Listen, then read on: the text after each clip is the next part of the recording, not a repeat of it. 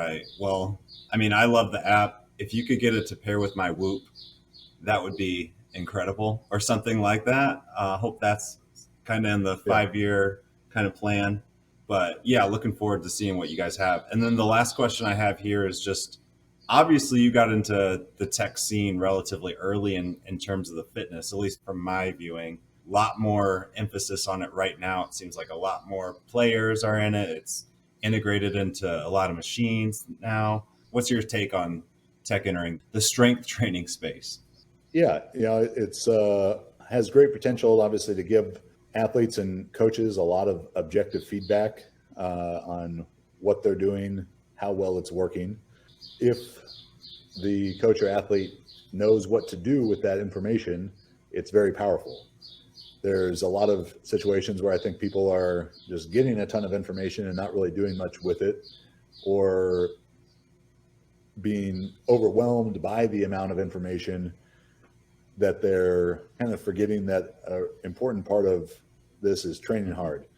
And it gets too consumed in, what an HRV score or readiness score is for the day, and the watch or device or app or whatever is telling them to take an easy day, and they don't feel like that's warranted. And we get into things that are leading indicators and lagging indicators, and that having, if we were thinking in terms of like a red yellow green, like a go, slow down, stop situation, that some people think that they're always supposed to be in green, and that's not how training is designed.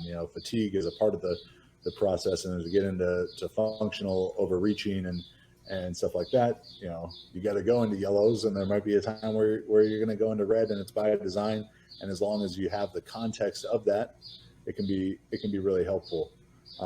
So, I think it's technology in the hands of someone who knows what to do with the information they're being provided is going to really be able to accelerate the quality of work being done.